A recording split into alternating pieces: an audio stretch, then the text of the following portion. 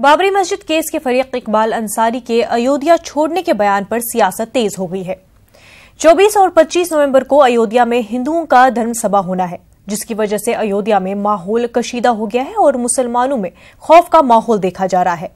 इकबाल अंसारी ने कहा था कि धर्म सभा के ताल्लुक से लोगों में खौफ है। अगर उन्हें तहफ़्फ़ुज़ मुहैया नहीं कराया गया तो वो अयोध्या छोड़ देंगे। मरकजी वजीर मुख्तार अब्बास नकवी ने अंसारी के बयान पर कहा है कि अगर किसी को सियासी इनखला करना है तो करे, अयोध्या से किसी को जाने की जरूरत नहीं है।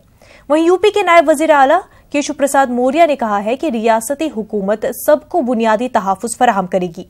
इसके साथ ही उन्होंने ये भी कहा कि बीजेपी हुकूमत में किसी को शहर या मुल्क छोड़ने की जरूरत नहीं पड़ेगी। कोई घटना घटती है इसके लिए कोई इंतजाम नहीं कि अभी से जो है किया जा रहा है। केवल अफवाह फैलाई जा रही है और लोगों को इकट्ठा किया जा रहा है कि लोग कह रहे हैं कि 25 लाख जो है 25, कोई कह रहा है 25,000 आएंगे तो कोई कह रहा है 1 लाख आएंगे।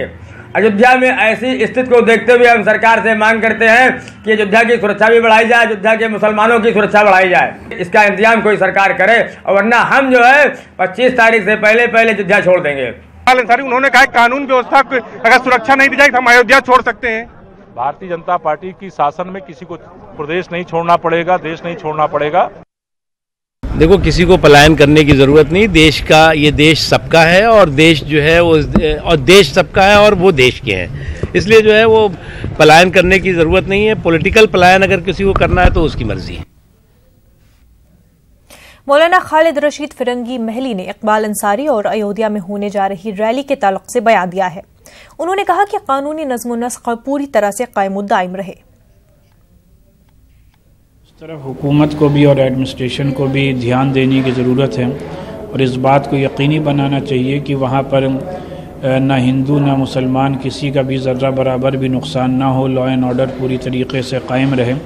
हालांकि यूपी के डीजीपी साहब का आज बयान आया है, हम समझते हैं कि वहाँ के तमाम लोगों को वहाँ पर पूरी सिक्योरिटी फराहम की जाए और इस बात को यकीनी बनाया जाए कि कोई भी वहाँ पे वायलेंस ना। काफ़ी समझदार है और हम ये समझते हैं कि मंदिर मस्जिद के मुद्दे पर अब इंशाअल्लाह आवाम को बांटने का किसी को मौका नहीं मिलेगा और हिंदू और मुसलमान अयोध्या में भी पूरे उसी भाईचारे के साथ मिलजुल के रहेंगे जो अयोध्या की तारीख़ रही है।